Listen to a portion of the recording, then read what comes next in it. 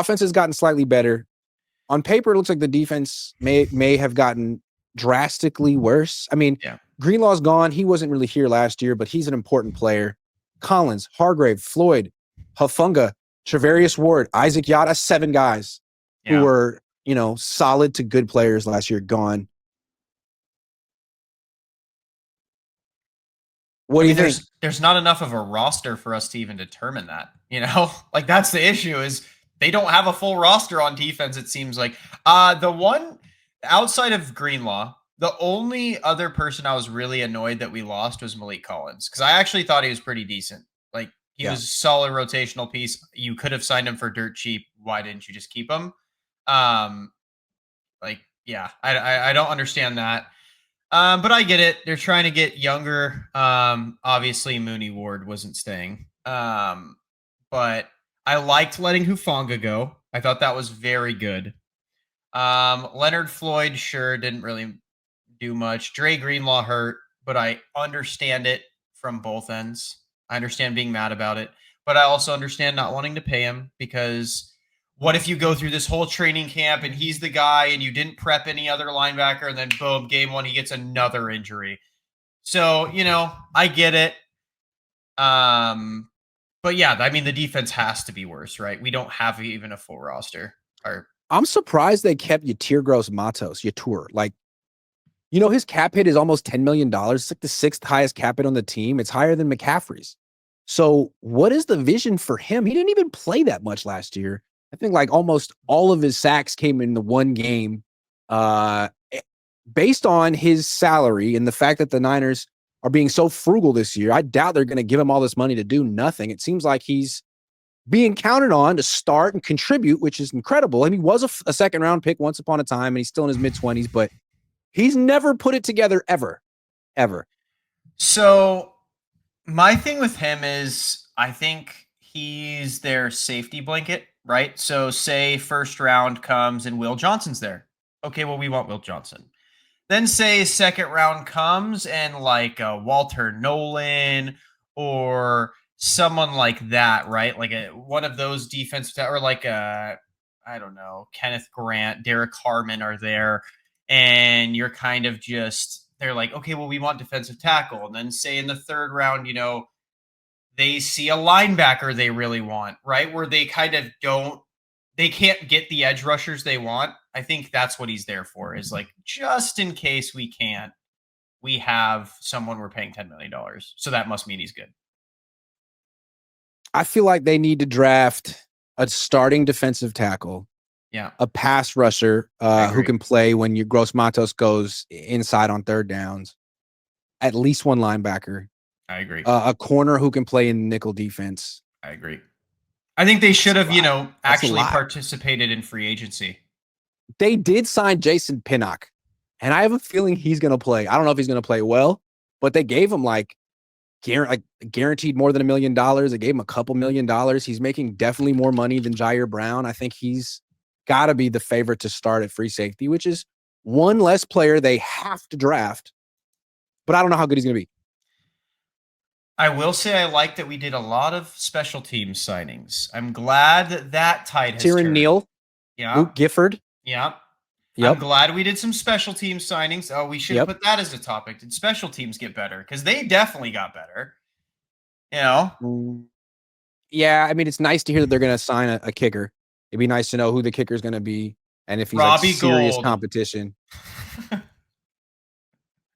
They brought in, I don't understand changing the long snapper, but at the same time, I don't know that it necessarily is something to get upset about. It's a long snapper. But you went and got a 39-year-old. He better be fine. That seems unnecessary. Snapper, man. There's no I also, feel did Tabor Pepper get blackballed? I mean, he's not in the league. He's a long snapper. Did he get punched by Debo and get blamed for? Does he get blackballed for getting punched? That's rough. I mean, why, bro? You're a long snapper. Why are you having problems with the superstar? How dare you get punched? Yeah, why would you? Don't talk to. I don't care if he's berating your kicker. You guys are special teamers. Sit in your corner.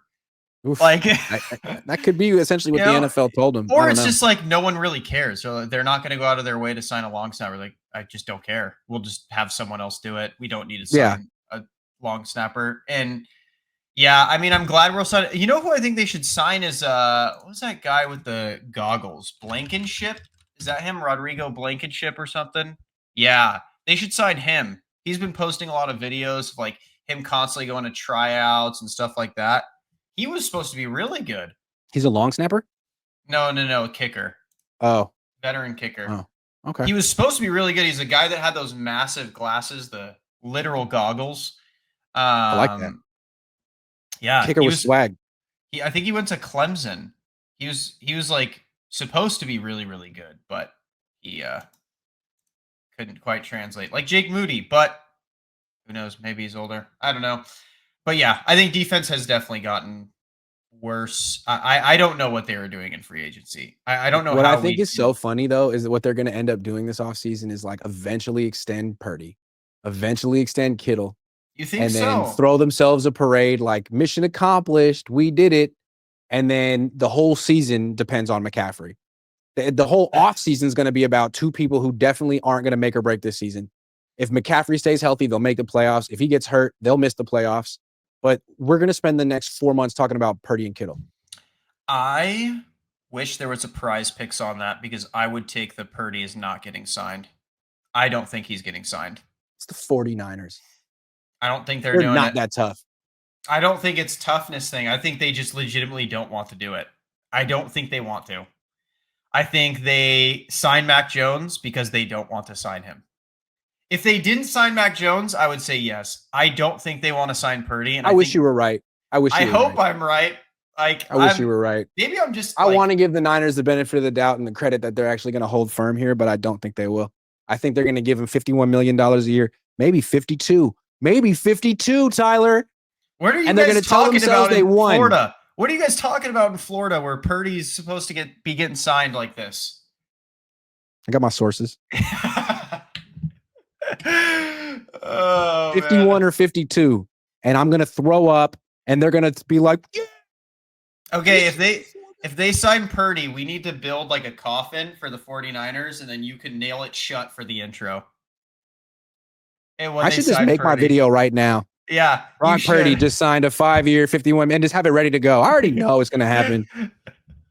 And then they don't know what's going to happen, but I know it's going to happen. It's going to somehow be like fully guaranteed. Like, oh yeah, he's been like, he hasn't even been hurt. Again, look at Jalen Hurts' contract. It's going to be almost identical. That's my guess. 5 years, 255, 110 guaranteed to signing.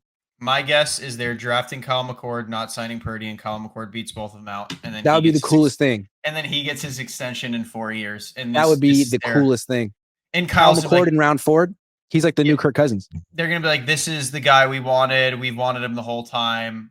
And Kyle's gonna be like, Purdy was like a greasy draft, but Kyle McCord's my guy. That's I like Mac Jones once upon a time, but never as much as I like Kyle McCord. Yeah. They're going to take him in round 1 at 11. They'd be like, you just don't. You know what would be hilarious? Could you imagine if like they just blew everyone's minds? Like, oh yeah, we're drafting Jackson Dart round at 11. And why would you take? But Kyle McCord is better than Jackson Dart because Kyle Shanahan. Jackson Dart got to play for a good coach in college. How many videos would you make if the Niners drafted a quarterback at 11? Like that would I would be so grateful. That would be so generations. Grateful. The Niners have been so boring since they lost the Super Bowl. I say, like, you could look at them and be like, "What are you doing?" But I think they're scared, man. They're scared ever since the Trey Lance thing. The only stories since they lost the Super Bowl are holdouts, drama, losses, dysfunction. That's been this team. And mustache, shorts, mullets. Dude. Oh, I hope we do something fun. That would be so funny. Or we draft like, I don't know.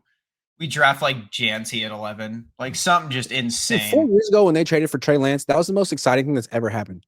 Was it the right move? No. But it was great for content. And I wish the Niners would do stuff like that. I don't think it was a bad move. I respect when teams take a big swing, even if you miss, because you have to. You're never going to be 100% on the draft. Like, it's easy in hindsight to be like, oh, that move sucked. But what sucks about that move is they took the big swing and they don't even know if they missed.